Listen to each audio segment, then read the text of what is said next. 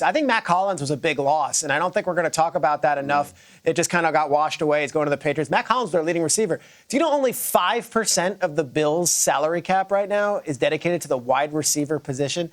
It's a wild number, and that's Khalil Shakir, of course, and then they brought in the new help this year. But we'll see with Buffalo. I think they're right there, obviously. I think Denver jumped leaps and bounds this week. I think bringing in guys like Dre Greenlaw and Talanoa Hufanga, these are veteran defensive guys that can shore up the defense even more and give Mahomes nightmares. I look at these 4 moves here. They're not going to be the Aaron Rodgers signing or the Sam Darnold signing on your bottom line ticker. But these are veteran guys that take a young Broncos team and makes them better. They also added Darren Rizzi as their special teams coordinator. I like that. I love the Rizzi. I love the Rizzler. Doing the chin thing. I am a fan of what Rizzi's got to bring on special teams. That's an upgrade. I think the Broncos, who finished in 3rd in the AFC West last year, I think the Broncos got really, really better over the last few days in key spots at safety, at linebacker, and they not only closed the gap in the AFC West, they got better and might be challenging for the AFC as a whole this year. I'm all in on Denver this offseason, and I think the hype is going to be real in August when we start seeing Bo Nix at training camp be the true leader of the team. I still want to see what they bring in at running back and who they get in the draft. I think Denver could be a real viable candidate in the AFC this year. Peter, you're setting up those chips to ride this Broncos thing for the next 10 years. I can see you working, and I respect it. I'm going to say something that everybody said last year, and fewer people are going to say this year. I like the Texans. I like where the Texans are going. I like this dream thing last year. They're going to win the whole Super Bowl. No. They had a very fine season, but it ended with them scoring 14 points against the world champs, and they add now names, guys you know. Christian Kirk, who I don't think was the superstar he was paid to be in his last stop, will have a nice role here. He doesn't have to do everything. Braxton Berrios, you love him on social media, you love him on special teams. Justin Watson, Mr. Faithful in the back of the end zone for the Chiefs for so long. Those are guys you can count on. And then the piece de resistance in the bottom right corner.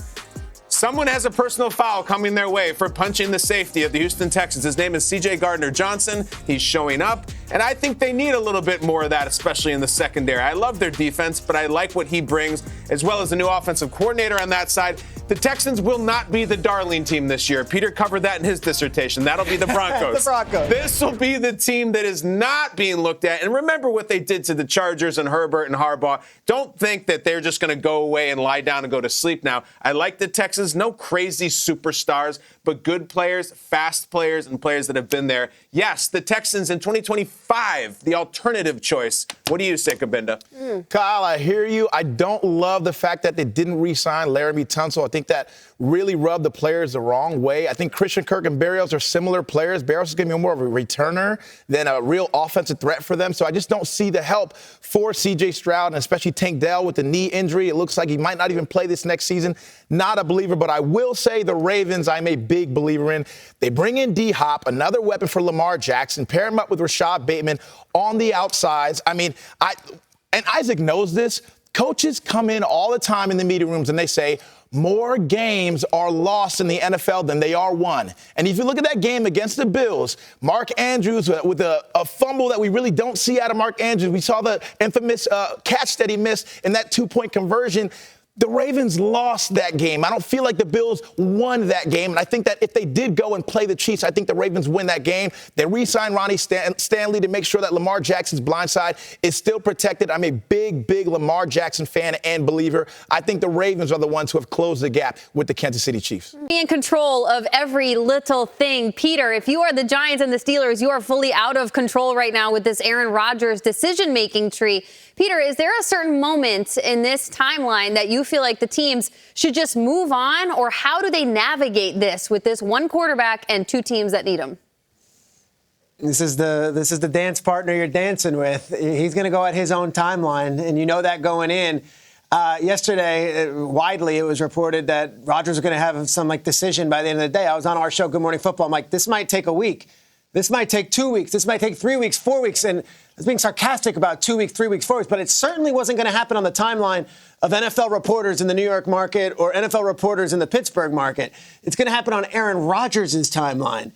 And the Giants and Pittsburgh Steelers are two of the most historic franchises with a ton of pride, run by families. These are families that run these. This is not some conglomerate or private equity or some newfound wealth that was made on the Wall Street. This is families who have decades and decades of experience. Do they like waiting? Well, here's the alternative. You move on, you bring someone else in, that's your second choice, and what was really sacrificed? You didn't get a fourth string wide receiver, you didn't pick up your nickel corner that might play on special teams. If I'm looking at the Steelers and the Giants and this is holding up any sort of transaction that they really want to do but they just can't, well, then fine. You can make that line in the sand and say, look, we're giving ourselves till 3 p.m. today, and if we don't hear from Rodgers, it's time to move on. But really, both those teams made their big moves already besides quarterback, and usually you get the quarterback first and you build around it. In this case, DK Metcalf, Javon Holland, those were big swings. Those were big moves. Yeah. Giants and Steelers still already got them done. Do you move on to Russell Wilson? Well, it's such a contrast. Aaron Rodgers, we don't know what his timeline is. We don't even know what his numbers necessarily have to be hit. And this is how he's going to dictate the situation. Russell Wilson is getting on a plane himself and flying to Cleveland today to be like, I want to be a quarterback, man. I just want to play football. That might resonate. But at the end of the day, you made your board, you made your list, and both those teams, the Steelers and the Giants, they had Rodgers above Wilson. Does a couple days of waiting going to matter? Maybe. I also think it's going to come from those teams internally to have to draw a line in the sand, and I don't see that happening right now. They've already waited this long. They might as well wait as long as it takes to get their quarterback. I agree with Peter, and I agree wholeheartedly in this. Don't buy into any timelines at all. If you are potentially entering your 21st NFL season, and you're a guy like Rodgers who is a wise ass and who is very cynical about the media, I think you get bored, and I think you like messing with the media. And I think he's done it for years, and I think he gets off on it, and I think he likes this. And when I see him standing there in the sand contemplating, you know what I think? I think the ultimate mess with the media, which is take a few more days and say, you know what? Bye-bye. I'm done. I'm walking away. I'm not playing anymore. That would be the ultimate Aaron Rodgers walk-off. And we're waiting Giants, Steelers, Vikings, Giants. No, I'm actually going to walk away after 20 seasons. And in terms of his reasons for coming back, why is he coming back again? Like, I want to make sure I say this. I don't think he knows what he wants to do after football. That's just my opinion.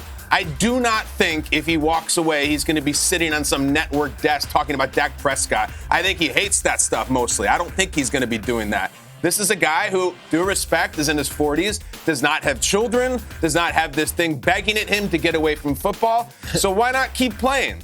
At the same time, what a pain in the ass to start a new team again 2 years later. So Rodgers joins the Steelers. He's going to do the same thing we just saw him do, where the Steelers social team is like, here he is, walking in slow motion. He's at the press conference sitting next to the coach and the owner and the GM. He's at Primanti's with George Pickens. He's at a Pirates game with DK Metcalf. That is a lot of work, emotionally, physically, all of that, to start over again and say, what a great group of guys this is. And we can really... Does he have that in him as he's sitting there on the beach? Do I do that one more time for someone who's wildly wealthy, incredibly successful, and has done everything? Or do you just walk off? I'm ready to entertain that now. We still think it's going to be one of these two, and everyone insists that it will be. Don't underestimate a clown prince joker like him, who is an agent of chaos with the media, which surprised me not at all if he announced a day from now, a minute from now, that he's played his last down. What's the scene in the Joker where Joker's leaning out the car? He's sitting like a dog. And that's him on the beach. And he's just like, I'm done. I'm out of here, Peter. Good call. I like it. You know, I believe that these teams need to make a decision by April 1st. I mean, the Super Bowl is played just in the February teens. The offseason is only getting shorter and shorter. Combine, draft, all these things coming up. These teams have to know what type of approach they're going to take to this offseason in OTAs. Are they going to have a veteran quarterback? Are they going to have a rookie quarterback? Because these approaches are different. The playbook style and how you're going to teach it is different. How wide open are you going to be allowed to be? If you have an Aaron Rodgers, you can throw everything at him, because all the lingo and vernacular of football, they may be different, but it's all the same. So a guy like Aaron Rodgers, he's seen it all. You could throw everything at him. If you have a rookie quarterback, you may take a different approach. approach. He may limit that playbook a little bit, see how much this guy can soak up and things of that nature. So I think it's very important to have this answer early because there's so much planning to the offseason that goes into all of this, and everything starts from the inside out, from the center to the quarterback and outwards. And you don't want to build a team outside in with receivers and then go inside. So I think you need an answer by April 1st. Yeah, I think you guys have been spot on with this as far as Rodgers deciding on this. And because of that, I think the Giants need to move on. Because I think if Rodgers is deciding and it's on his clock, he's going to the Steelers.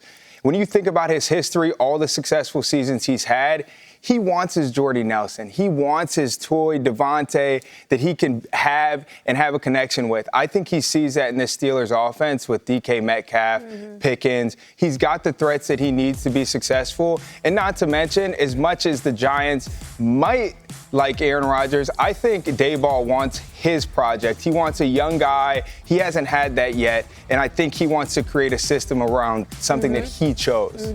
Two vastly different head coaching experiences just with the scenarios they find themselves in Tomlin and Brian Daboll. Kyle, you're showing your hand a little bit. We know it's well documented on this show when it comes to your willingness to engage in certain social situations. I don't think it's that big of a deal when Rodgers has to jump teams. You're like, another team, another 2 years later. It's like, it's a new locker room, but he's Aaron Rodgers. He's Aaron Bleepin' Rodgers, if you will. Like, guys are going to come to him, extend their hand, and want to get to know him. I think he does come back, and I hope that he does. I know we're talking constantly about played his last snap, but I think the Aaron Rodgers experience is, I fully come full circle. It's entertaining at this point. Peter Schrager, you're a good check-in on the X machine sometimes, all the time actually. And if you want to follow him, you would see posts like this from Wednesday. 3 teams that were interested in Cooper Kupp, who is now fully available to all 32 or 31 from the one that just released him. The question is what it will cost to sign him and what he and his reps are looking for money-wise. He certainly will be motivated and has good football left in the tank. Peter, I totally agree with that last part of the statement. Which team do you think Cooper Kupp would want to play for next year? Who do you think you'd want to see him in a jersey? Let me give a little more context on the tweet there. So he gets cut, and it's everyone saying he's washed, he's done. I had many different teams text me because they know my connection with the Rams. They may have been like, what don't we see? It seems like we see on tape that he could still play. He had a good year last year, and it was just a money issue.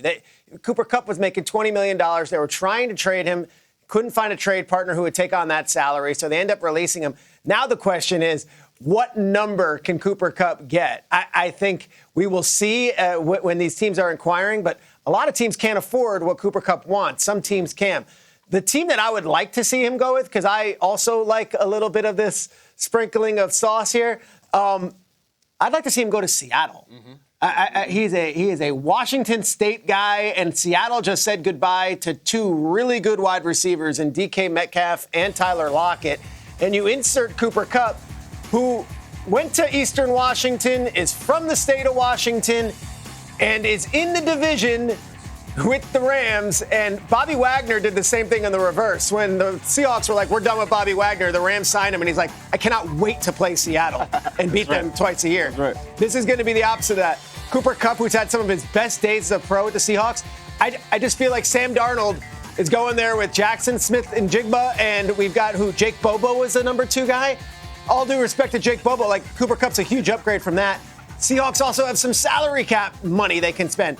I'm not going to put a number on Kupp because there have been so many wild numbers as to what he should get, what he will get, and what teams are willing to spend. I will just say this. I spoke to multiple teams who inquired with me, who does not work for the Rams or for Cooper Kupp, to say, what's the catch? Why is it? It was simply money and salary cap. They love him in Los Angeles. They went with Devontae Adams. They brought back Tutu Atwell, and they've got Puka Nacua. I think Cooper Kupp would be a great Seahawk and would be a real great security blanket for Sam Darnold going to a new home. I believe Cooper Kupp goes to the Detroit Lions. He has familiarity with Jared Goff from 2017 to 2020 on the way to that Super Bowl run that they made back then.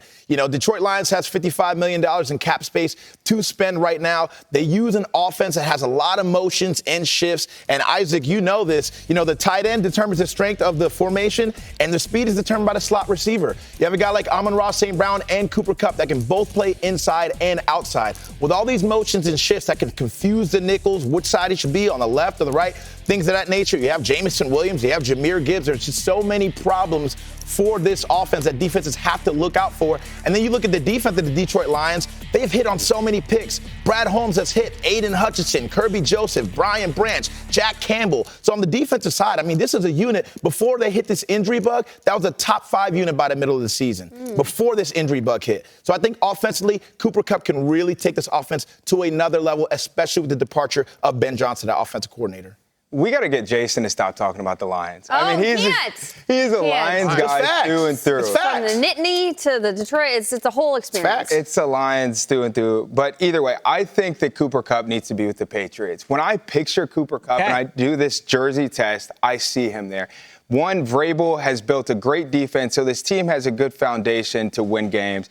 Also, we have to talk about Josh McDaniels. Josh McDaniels has coached a number of receivers that fit the same mold that Cooper Kupp fits. Wes Welker, Amendola, all these great receivers that he's built offenses around, and I think Cooper Kupp can be successful in a system with the offensive coordinator that really favors him. Running it back again, Kyle. Yeah, listen, he looks like a Patriot to me, too. Certainly during the Belichick era, and somewhere Welker and Danny and Julian and who am I missing? Hogan, all those guys. They can start a whole boy band, and they all look like paper dolls. I love to see Cooper Kupp there, too. It just looks like it fits. However, I go full circle, and first of all, this Cooper Kupp thing hits me differently. This free agency is just money, money, money, and you're gone, you're gone, you're gone. There's no pregnant moment to stop and be like, oh, my God, Cooper Kupp was an amazing Ram. I can't believe he's not on the Rams anymore. The Rams have been around as an organization for 88 years. He is one of the best Rams ever of all time. This is a guy who did crazy things as a third-round pick coming out of that small school. And, to me, he is, an all-time Ram that it amounts to a little bit more than a tweet from the Rams saying, we'll miss you, Coop. I don't know. I'm attached to Cooper Kupp, and so I want good things for him. And I want, dare I say a word that I'm loath to use in this segment, in any segment, revenge. There you go. I like it. I hate the term revenge game, and I really, really hate using it because it's usually wrong. Peter says it's simply about money, and it is a lot about money. It's also about his play, and maybe it's not as good as it used to be, and maybe his production has dropped off. It's not a maybe. It definitely has. So I think the Rams are like, we love Coop. It's a lot of money, and I don't think he's as good as he was a couple of years ago. That's football, so let's move on. Cooper Kupp has heard that. He's on record. I'm not a descending player. I'm an ascending player. He's 31. I would love to see Cooper Kupp go down to SoFi Stadium and have 9 catches for 101 yards and a touchdown. I root for him. I like him. I am in Seattle, too. Same exact thing where it's obvious, and Peter did the whole breakdown, and you don't have to be a genius to do it. They maybe need a little wide receiver help, all right? Exactly. Sam Darnold going from those Vikings guys to Jake Bobo and JSN is fine, but someone who is that experienced, that good of hands as Cooper Kupp, I would put him there. I cannot – that's one of those things where when the schedule drops, when we do our schedule release shows, you're like, ooh, Seahawks at Rams. Thursday night, Amazon. Revenge game Thursday night on the Zon. Cooper Kupp to Seattle, that's what I want. To add to that, it was not too long ago when Kevin O'Connell got hired in Minnesota, and Justin Jefferson was the first guy calling him saying, how did you scheme up Cooper Kupp so open within this Rams offense? Now he has a chance to maybe play with Darnold. And if Darnold's looking at a Justin Jefferson type, not comparing the two, but they're very skilled wide receivers, he could rely on Cooper Kupp pretty well. And, of course, a good guy to learn from for Jackson Smith and Jigba. All right. This week on Trivia, we're doing wide receivers who are still available for your team. Jason Kabinda, are you ready? We're going to start you off. He's ready, okay, Peter. Buddy. First time in the cauldron, welcome. Jason, go to Jason. Jason's the other new guy. Let's Come go on. to Jason, please. Yeah. Direct us, Go to please. Jason. Hi, that's Isaac. Hey! All right. All right. Jason, you mentioned Cooper Kupp and how you want to see him as a Detroit Lion. Do you know that Cooper Kupp led the NFL in receptions in 2021 with 145 catches? 145 catches in 2021. He was unbelievable in the Super Bowl, making huge plays. He actually was the NFL's Triple Crown winner that year. and actually was the Super Bowl MVP. That's right. So, Jason Kabinda, when I ask you, Cooper Kupp had 145 catches. Who finished second behind Cooper Kupp in receptions in the year 2021? All four of these names are veterans you know. Amari Cooper on the Cowboys, Tyreek Hill on the Chiefs, Keenan Allen on the Chargers, or Davante Adams on the Green Bay Packers. Who finished second in receptions to Cooper Kupp that season? This is a tough one. I'm between B and D, but Tyreek's more of a deep ball guy. I'm going to assume he had less receptions, maybe more yards. I'm going to go with D, Davante Adams, Green Bay Packers. How confident are you with that answer? I'm confident. Ooh. Okay. Let's reveal the answer to number one, Jason Kabinda. First question. Let's go. Let's go. Oh, man. Let's go. Let's see the board. Who were the receptions leaders in the year 2021? Who did it? Let's roll out the stats here. Keenan played well that year. Keenan was Are very they all good. going to be on the list? There we go. There we go. Of course, we got a rookie, Justin Jefferson, on the list at 4. But these were the most receptions that season. Kupp had 22 more than the guy next to him. What a year. Unbelievable year from Cooper Kupp. 33 catches in the playoffs that year. Unreal. And Super Bowl MVP. But Davante was pretty nasty that year, too. If you remember, the Packers rolled through everybody and then went to San Francisco on a Saturday night in the playoffs and then lost in the divisional round. But Davante Adams and Rodgers was the MVP that season. All right. Nice now we bring work. on Jamie Erdahl. 1 for 1. Come on, go. Jamie. Jamie, are you ready? I am ready. I was a little annoyed that I didn't go first like I usually do, but now Kabinda set the standard. Jeez. Yes, that's right. Well, I thought we were going to show a picture of Kyle when I asked for Jamie, so we're fine. Let's keep rolling here. Free agent Stephon Diggs famously scored on the Minneapolis Miracle touchdown. Yeah. Just to get you back in the mood as a Vikings fan. Oh, good. You have it? You're purple. Let's relive the experience and do so through the lens of our friends at NFL Films. 24-23 New Orleans. 10 seconds to go. This is all or nothing right here. Vikings at their own 39. It's 3rd down. Everybody on their feet. It's quiet. They're letting the offense operate. Yep. Here we go. This is when legends are made, Paul. We need a Greg Lewis moment. We need a Minneapolis miracle. Here we go. Case on a deep drop. Steps up in the pocket. He'll fire to the right side. Off by Diggs. Oh, it got loose. 10 away. Touchdown! Are you kidding me? No way! It's a 61-yard Minneapolis miracle. Oh, my! One of the most amazing finishes, not only in the history of Minnesota Vikings football. That man right there is a free agent at the moment. Stephon Diggs still has football left to play. Stephon Diggs, one of the greatest moments, not only in Minnesota Vikings history, as Paul Allen tells us, NFL history. So, Jamie, first I ask you, before we bring up the question, where were you when that play happened? January of 2017, I was coming off the NFL sideline, about to take my job on the SEC sideline. So I was still paying attention to the NFL a little bit. I was not yet living back home in Minnesota, but still paying attention to the Vikings. Okay. Good to know where you were mentally and physically. What happened on the point after that touchdown? We have 4 choices. The Vikings took a kneel down and just said, we're done. The Saints blocked the extra point. Fullback C.J. Ham took a direct snap for a 2-point conversion. Or kicker Jason Myers threw an unsuccessful 2-point conversion and just got them off the field. What happened? There was well, I'll first let you just guess, and then I'll explain it all. Okay, I was also living in Pennsylvania at the time, so I got to go to the next playoff game against the Eagles at home, which was a joy and a half to do. Unfortunately, the Vikings lose that game, which they often do when they have to go to Philadelphia. The sweet, sweet dulcet tones of Paul Allen telling us before that play even happened as the Minneapolis Miracle is just a stunning moment in Vikings history. And if I could call my dad right now, I would, to say, I don't really need your help, Dad. I just want to tell you that I know the answer is A, they took a kneel down because they made the Saints come back out of the locker room for the ultimate Band-Aid rip and say, you must watch this play happen, even though the Vikings were going to win the game. You are spot on, Jamie. It was an 8-minute delay. The Saints were all off the field. Thomas Morstead, the punter, comes out nobly. And it's like, but let's go to Joe Buck and Troy Aikman to really sell how this thing was for Minnesota fans in front of their crowd. The Skull chant led by the new hero, Case Keenum.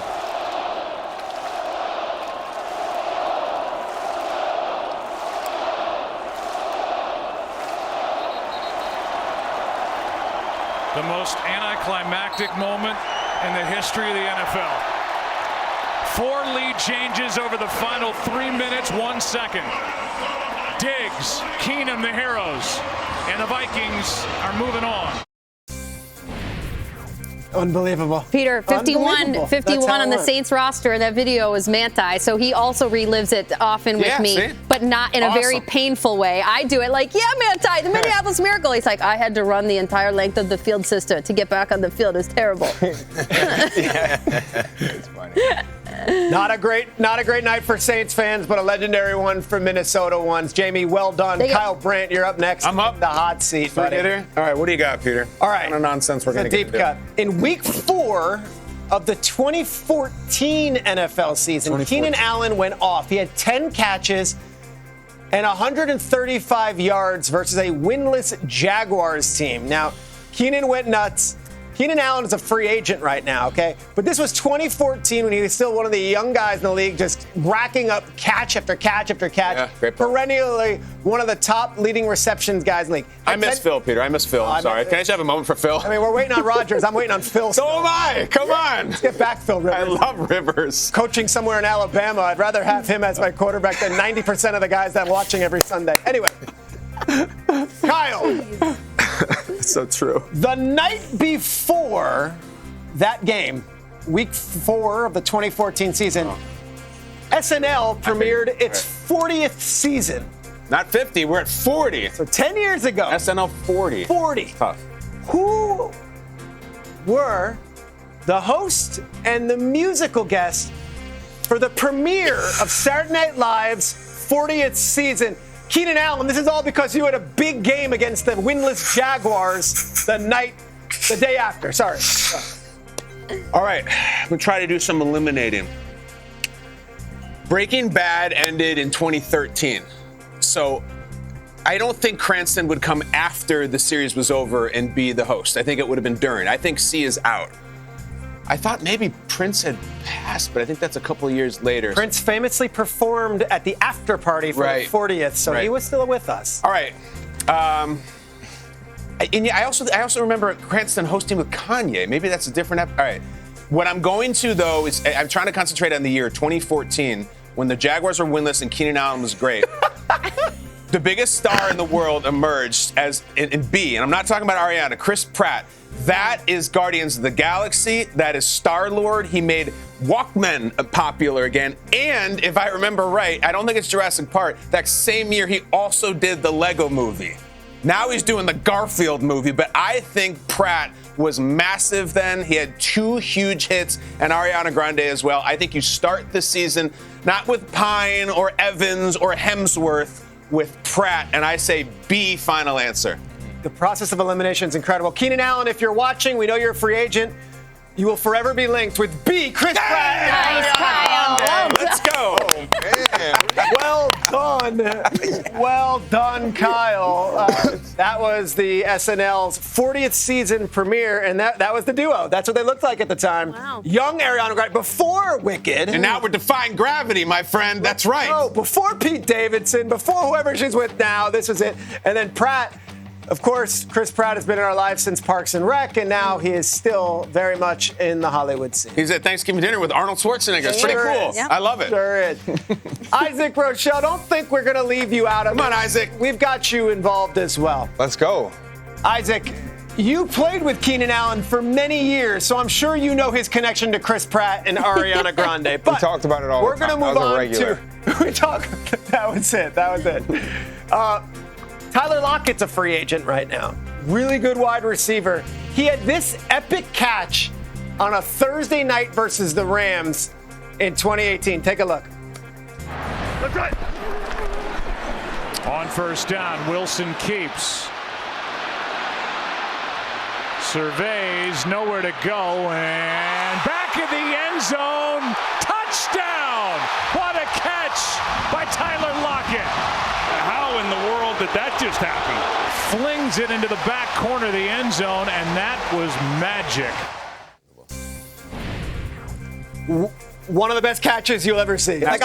And you look at the cleats in the neon. It was a Thursday night game. Jared Goff would lead the Rams all the way back, but it wasn't enough. The Seahawks would win that evening in 2019. Isaac, I say all this because we got to appreciate Tyler Lockett's career as a Seahawk. And yet, the all-time leader in receptions, receiving yards, and receiving touchdowns is Hall of Famer Steve Largent. So my question to you, Isaac Rochelle. Come on, Isaac. Who is second all-time in Seahawks history in receptions, receiving yards, and receiving touchdowns? Steve Largent is first. Yeah. Who is second in all three of those categories? Is it DK Metcalf? Is it Doug Baldwin? Is it Tyler Lockett?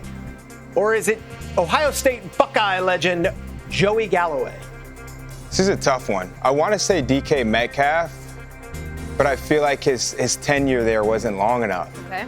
So I'm eliminating Right. him. Also, before I answer this, we do have to take a second to just appreciate those jerseys, by the way. Those were unbelievable. Hell yes. The Seahawks wear those. All right, I think I'm going to go. I feel like for the culture and for the question, I'm going to go Tyler Lockett. Why would I not? Low-hanging fruit. He's trying to bait you, maybe. Come on, it makes sense, right? Okay. You tell us. The correct answer is Tyler Lockett. Let's go. I was trying to trick you. I thought it was Baldwin. I was throwing you that, trying to trick it. Tyler Lockett is right, guys. Tyler Lockett, one of the great Seattle Seahawks of all time. Second in receptions, second in receiving yards, and second in receiving touchdowns all time for this team. He and Russ, of course, had many years. He and Geno had many good years. Shout out to Tyler Lockett, a free agent who still wants to play and can be had by your team as early as today. You know what? If Russ starts for a team this year, they should bring in Lockett. Absolutely. They should bring him in. Yeah. I would love that. All right. Now we've got one more, and there's another free agent wide receiver who still has yet to be signed Who that we we're going to got? play with here. Free agent Brandon Cooks Oh, yes. Always. has had 1,000-yard seasons, okay, with 4 different NFL franchises. He's caught 1 million touchdown passes, but he's only had 2 rushing touchdowns. My question for you guys, which quarterback handed Brandon Cooks his first rushing touchdown in Week 8, 2014? Is it A, Drew Brees? Is it B, Jared Goff? Is it C, Tom Brady? Or is it D, Davis Mills? We're going to go horizontally, and we're going to start with Jason. We're going to go to Jamie, then Kyle, then Isaac. So, Jason, those are 4 quarterbacks that all played with Brandon Cooks. Yeah. Who handed him the ball on his first rushing touchdown? This is a really tough one. I know it's not TB12. I know it is not Jared Goff. I'm going to go with A, Drew Brees. Why do you know it's not TB12? I was going to go TB12. I was just finishing my tenure in Boston, do it. and he was there, and they were there, and I'm going to go C, Tom Brady. I'm up. Yeah. I'm going across the board. I hope that it's Davis Mills, because I love Davis Mills for all kinds of history reasons on the show. But I will go Drew Brees A. Drew Brees, is that Chargers Drew Brees still? Either way, Drew Brees A. Saints Drew Brees. I mean, for me, it only makes sense based on what you guys chose. I'm going Goff. There you go. Okay. I'm going to rock with Goff. I'm Good. a fan of him. Jared Goff, final answer. Someone's right. All right, Brandon Cooks is currently a free agent. He can be had by anybody. One guy he will not be catching or handoffs from is this guy. Let's go to Collinsworth and Tarico for the answer. Green Bay, as Michelle pointed out before the game, minus Sam Shields. So we'll see a lot of House tonight. We'll also see a lot of Brandon Cooks, who goes in for the touchdown. Their number one draft choice, a receiver, and he runs it into the end zone.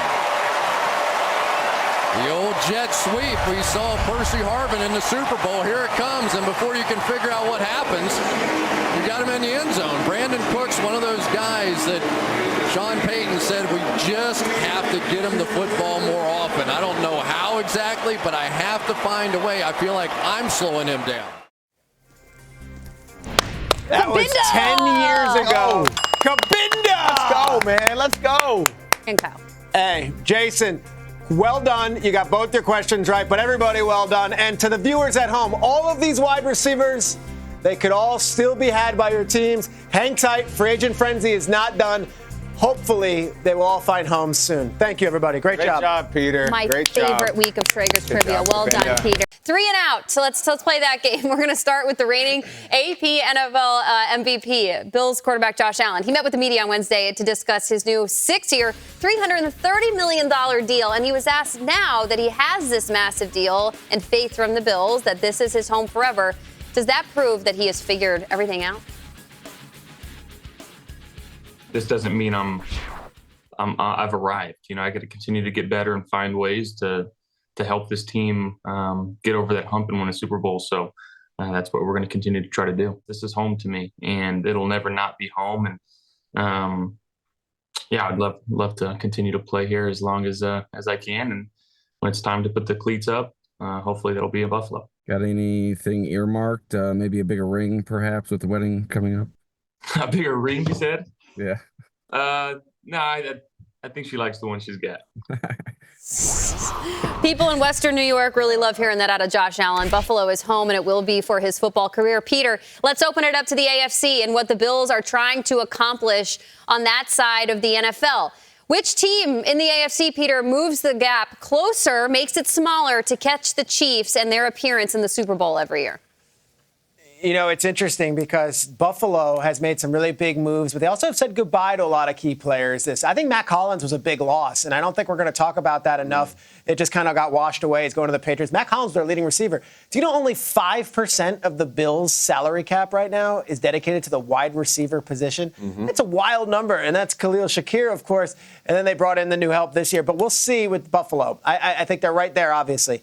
I think Denver jumped leaps and bounds this week. I think bringing in guys like Dre Greenlaw and Talanoa Hufanga, these are veteran defensive guys that can shore up the defense even more and give Mahomes nightmares. I look at these 4 moves here. They're not going to be the Aaron Rodgers signing or the Sam Darnold signing on your bottom line ticker, but these are veteran guys that take a young Broncos team and makes them better.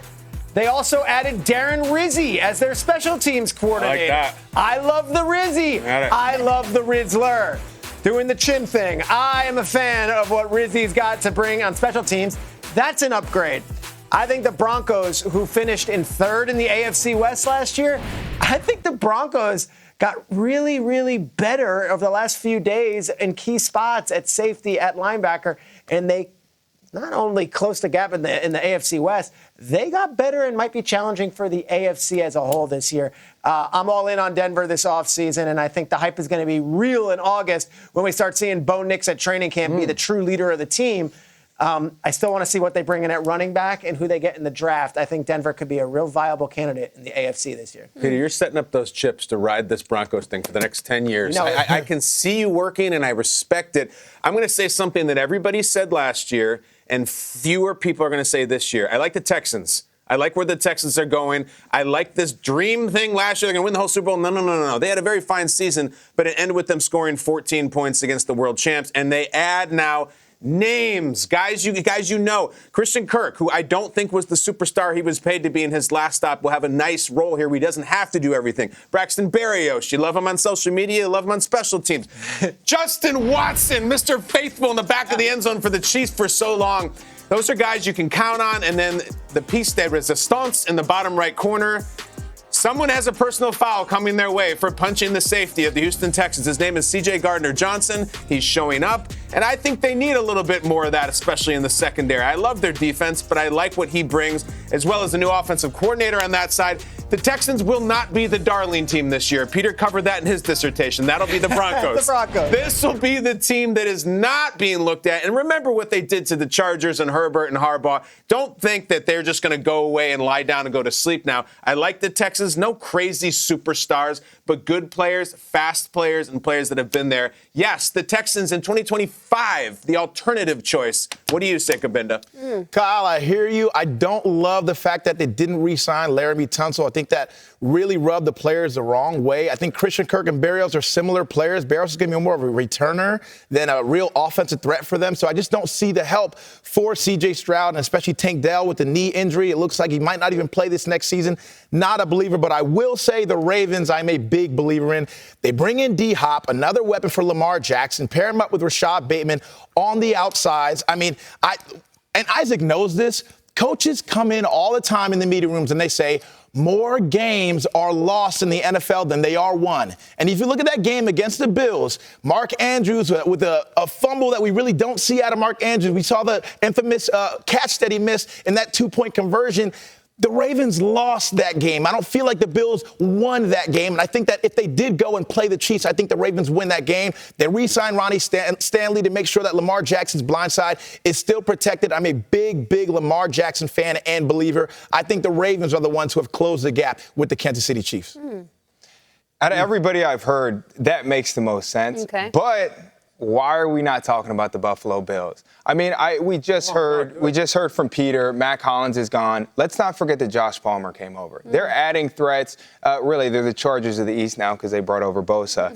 But I love this team. I mean, the only thing they really needed to add was another minute to the clock, and they would have won the last 2 years.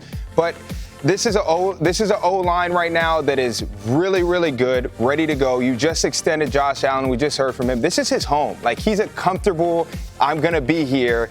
And it's just going to keep getting better and better offensively for them. And, again, this addition of Joey Bosa, I think, really is going to take it over the edge. I played with him. Yeah. I love Joey. And Joey, with this deal that he just got, he's not excited about this. I mean, he just saw $40 million go, and he's seeing himself as one of the best guys in the NFL. He's going to be hungrier than ever, and he's a technician, really good player. I'm excited to see him ball. All right. Well, they let go of Von Miller, and to bring on Joey Bosa, like, hopefully that's the difference maker for them defensively to bring up the intensity. Second down, Peter, what's up? Can I ask real quick? Isaac, you played with Bosa for a long, long time there in L.A., obviously. We talk Nick Bosa as Defensive Player of the Year, and we always are like, the Bosa brothers. What does Joey Bosa bring to a team other than what we know on the field? Is he a guy in the locker room that can rally the troops and run a defensive line room? Yeah, here's the thing with Joey. Every single day you're getting the same thing, which is really beneficial. Jason, you know this. The worst thing you can have with a coach or a teammate is somebody who you don't know what you're going to get.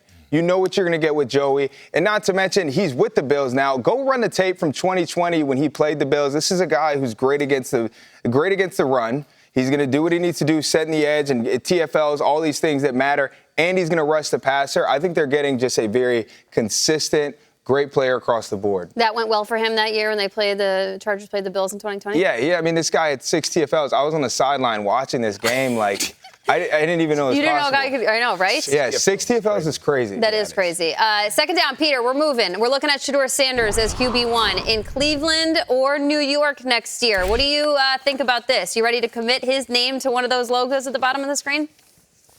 Well, you start looking at the musical chairs that Tom Pelissero was talking about, and they get filled one by one by one.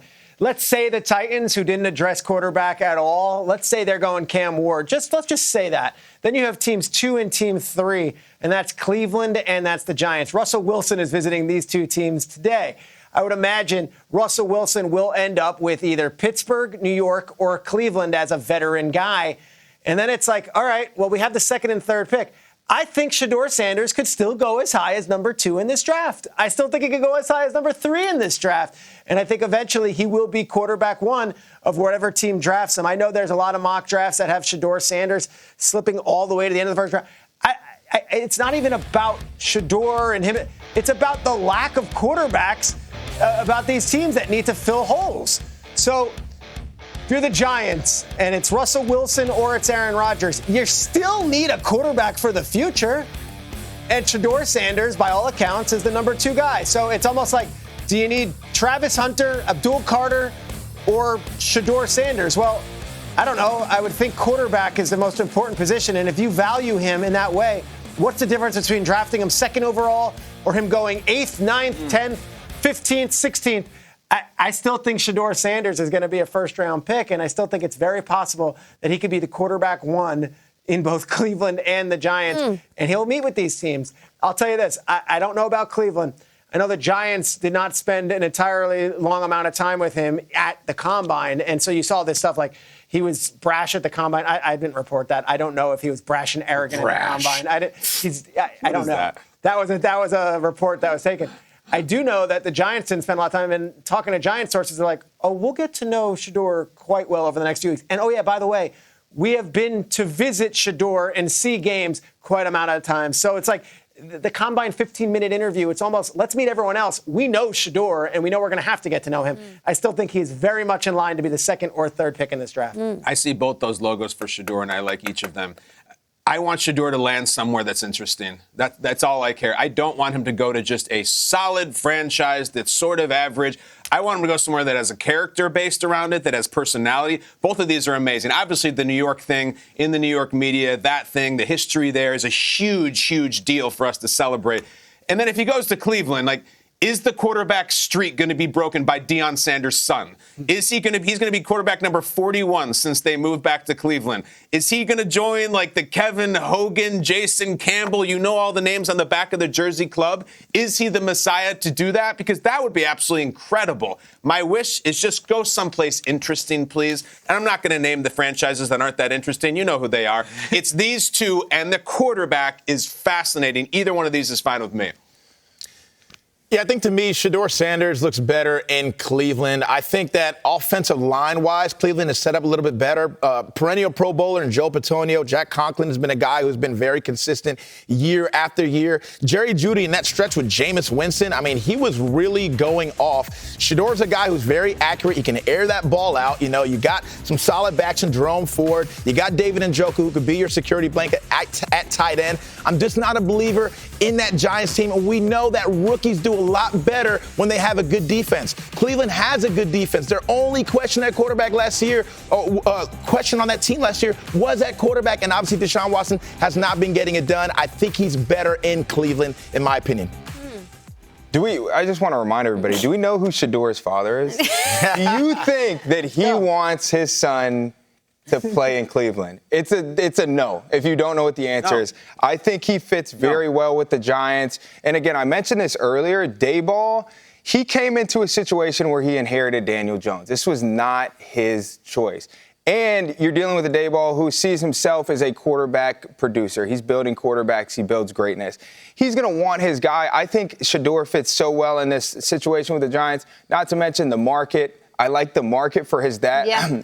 Excuse me. Shedeur. For Shedeur. Sure. Yeah, for Shedeur. It's just a good situation for him. So I like him in a Giants uniform. We love a good Freudian slip on this show. Yeah. But is it a good situation, though? Like, I watched Saquon Barkley in that New York Giants offense and that offensive line. Is what you like? Shedeur is not Deion Sanders from an athletic standpoint. He's not going to be running out of the pocket, outrunning DNs. He doesn't have that type of speed. We all know what the confidence, what getting sacked a bunch of times as a rookie can do for a rookie's confidence. It can be disaster over there in New York. I don't think the offensive line questions are answered over there. I just don't think he will be set up for success. Then you add the New York media to that equation, plus the fact that there's already hate that he's getting left and right just because it's Deion Sanders' son. I think New York Giants is an absolute disaster if Shedeur goes there. I mean, it's really hard to call one organization a disaster and then not look at the other one and the T-shirt of quarterbacks that have been through there too. So it's been a challenging time at that position for those organizations. Yes, Isaac. Yeah, I mean, look, I get it. I get what you're saying. Let's look at Shedeur in college. How many times was he sacked over the last 2 years? I think it was like 90 times he was sacked. Yeah. He's used to getting sacked, not saying that's what we want the standard to be in the NFL. The Giants understand the picture that they need to create. Do you not think they're sitting around talking about their draft picture and we need to build an O-line? We got to build a team around Shedeur. And this market, I mean, this is the new norm with the market and these guys wanting to take advantage of it. You just got to get used to it. Let me talk about it for 5-6 years. I'll ask you. You played for the Chargers. Eli was sitting there, and the Manning family decided, we are not going to be a Charger. We don't like what we see in that organization, and they're always kind of talking about it in different phrases, but they decided not to be. You mentioned it, so finish it. Can you see the Sanders family as a group, if Shedeur is drafted by the Cleveland Browns or that they know is going to, declining to play there and pulling that power move? And what would you think of it? Well, first off, would I be surprised? No. Can I see it happening? Also, no. I think just for the game and the reverence of the game, I think Deion is smart enough to understand that exists. I can't see him doing something that extreme, but, maybe it's in his cards. He's got that personality. I would just also add this. The reports that he was arrogant and brash, in meetings or was disinterested in meetings. There are teams that will already have quarterbacks that might not have been even taking their time in 15 minutes. It's like, all right, we'll meet Shedeur Sanders. That it was obvious. That's fine. That's on the side. You should never treat a meeting that way. However, we have no idea if Shedeur Sanders has already been told by a team that, hey, just hang tight. We got you. Don't worry about it. And that would totally change the tenor of all of this stuff. Now, I can't confirm that a team has done that. It's playing with fire unless you know for sure, locked down, that a team is like, if you're on the board, we got you. And they probably wouldn't do that in February. But there are so many conversations being had behind the scenes that we don't see, that aren't on podiums, and that certainly aren't on Twitter from unverified accounts. Brash is strong, energetic, or irreverent. And I actually would like my quarterback to be that sometimes, I think. We were playing a game earlier this week, one-word whiteboard, where we were talking about a team. You got to write a whiteboard. We were supposed to have the Cowboys, and then we changed the teams. We were supposed to have the Cowboys as our third topic, but I think Peter was the one who so eloquently said, the Cowboys have to do something for us to be able to talk about it. And so we're going to get to you, Cowboys. Topic. We got to earn that topic. You got to earn that lower third, Kyle. Exactly. So Kabinda's here. He played fullback and linebacker in the NFL. Jason, we're not just going top 5 fullbacks. What are you top 5ing for us today? We're doing top 5 guys who carry the fullback mentality to their position. So not necessarily fullbacks, but guys that have a fullback mentality, guys that seek out contact, physicality for the love of the game. All right, let's go. Who's at number 5? Number 5, we have actually a rookie, Malik Mustafa. Amon-Ra St. Brown talked about this guy on his podcast. This guy is an absolute missile, always looking for contact. I mean, the guy's got 2% body fat. I mean, fast, physical in the run game, TFLs, laying out hits as a safety. I mean, this guy plays the game the right way. I mean, look at this dude diving for interceptions. He just makes it happen, getting the ball out here on Trey McBride. I hate to even put a rookie on here, but when I saw this guy on tape, he was so physically impressive that I just absolutely could not leave him off the list. Well, he's not a rookie anymore. He's got 1 season under his belt, so we can call him a sophomore at number 5 on your fullback mentality list. Number 4, I know Peter's going to like this one. Number 4 is Vita Vea, and this guy has such a fullback mentality. He's a defensive tackle. He actually does get used as a fullback in their offense in goal line and short down and distance situations. Nose tackle, bulldozes through the center and the guard, gets plenty of sacks. I mean, absolute run stopper. This guy is unblockable, super physical and athletic at the size of 340 pounds. Are you kidding me? Who the heck's stopping this guy coming through the goal line on the 1 yard line? Absolutely nobody. And I think his conversion rate on the goal line is a crazy number. I mean, the grip strength on anybody to get a hold of a jersey and hang on that tight, but to get on Mahomes, that's wild. All right, number 3, this guy is sneaky my favorite player in the NFC West. Yeah, this guy I absolutely love. I've had the chance to play against him plenty of times, plays the game the right way. Budda Baker. Let's go. This dude plays the game with his hair on fire and contributes to the defense in any and every way, whether it's blitzing the quarterback, whether it's making TFLs behind the line of scrimmage. You see him there getting down David Montgomery, a great running back. You see him getting Aaron Rodgers. This guy plays with his hair on fire. And you can tell he's the type of dude who's been playing this game this exact same way for all of his life. Every single time he is on the field, he is coming for you. He don't care who you are. He don't care how big you are, because he's not that big. But, man, he plays with a big heart, and that's what the game is all about, man. Budda Baker, absolutely love this dude right here. I like that at 5 and 4. You would have thought, we're going with a certain body type. But then you hit us with the Budda Baker, which you said it changes the stature of the fullback mentality. So where do you go with number 2? Number 2, we are going to go with a guy I also really love. Also lines up sometimes in the backfield, but George Kittle, another do-it-all guy. Absolutely selfless, because as a fullback, you got to be selfless. You don't care with the stats. You don't care if you get catches. You don't care if all you got to do all game is get pancakes like this guy does game in and game out. He wants to freaking finish you, whether you're a linebacker or you're a defensive end on the line of scrimmage. I absolutely love the way this dude plays the game of football, and look how much fun this guy has. I mean, he's celebrating whether he's scoring a touchdown, whether he's getting a first down, or whether he's putting somebody in the dirt, and that is what the fullback mentality is all about. George Kittle, shout out to you at the tight end group, man. You play with a fullback mentality. I mean, Denzel told us football is fun, especially if you're a fullback, is the end of that quote. Remember the Titans. Who is number 1 on your list? And number 1, we've got an absolute freak of nature. I got the chance to play with this guy for a few years. Penei Sewell. Oh! This dude is the type of guy, when you see him in practice, you just say to yourself, oh my goodness, I'm so glad he's on our team.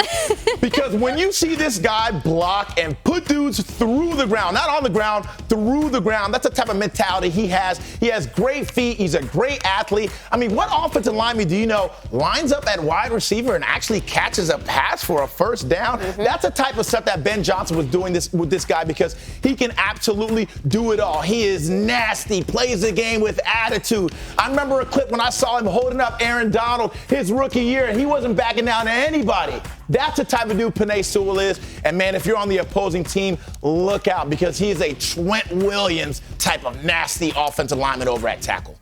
I love this list. We've never had a list like this. You took a position, you went with the definition of it, and then you slapped a top 5 on it, and here we are. You're proud of your list, Oh, Jason. I love it. I love it. Penei Sewell, man, absolute dog, Pro Bowler, and gonna be a perennial Pro Bowler, I would say, for the next 7 to 10 years. Kyle, our resident historian on fullbacks, your thoughts?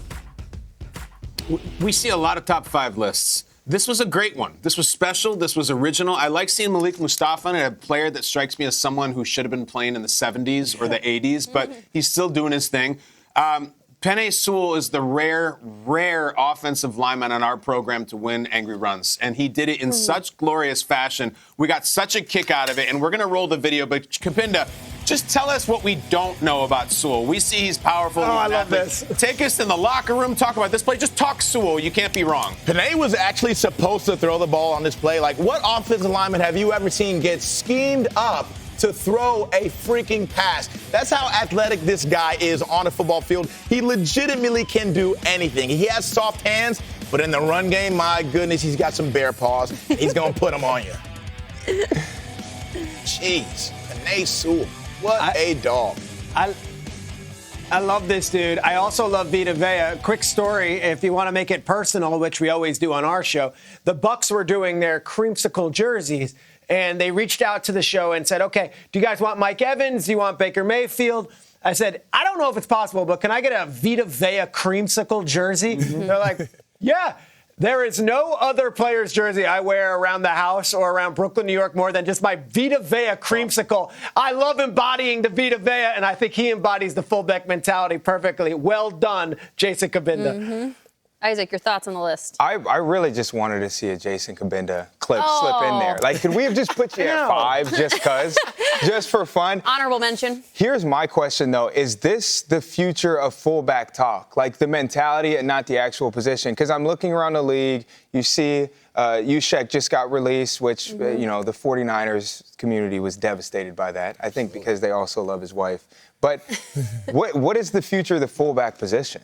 Yeah, I think the fullback position has been revolutionized by guys like Juice, by guys like C.J. Ham, who can do it all, who can come in on third down and pass protect, who can catch passes out of the backfield. We've seen guys like this who are become more athletic at the position, and we still have the traditional guys like the Pat Ricards, like a guy like Vita Vea, who's in there at goal line and short down and distance. But I think when you have an athletic fullback, there's just so much you can do with him at the F. You can split him out wide. You can have him as a cupcake tight end. You can put him in the backfield. You can line him up at running back.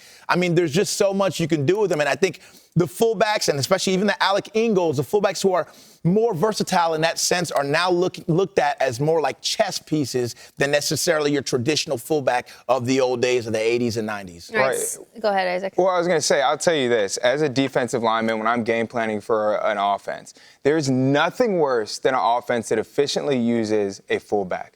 I mean, it's literally the nightmare because they can use them for disguises. They can use them to run right through you and block you. They can go out for a pass. Like, there's so many things that they can do. So it's really a position that I wish was more prevalent.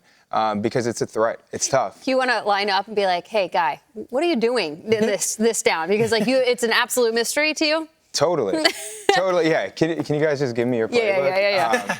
But you see these offenses that use them. It helps a ton. Yeah, it's not easy to find good ones, you know, and I think when you put a fullback on the field, it dictates what the defense has to do. You got to go base when you have a fullback on the field. And when you have a fullback that can run routes like Kyle Juice, like, now you're out here creating some mismatches in the pass game when you have base personnel on the field and you're expecting some type of ISO or, lead zone or whatever the case is. So I love the fullback position and what it can do for an offense if you got a good one. Sometimes my eyes can glaze over with too much football talk, but I've never been more intrigued by the cupcake tight end. Coming up, I'm going to do a top 5 cupcake tight ends. What is that? I need the definition of it, and we're going to figure it out with Jason Cabinda.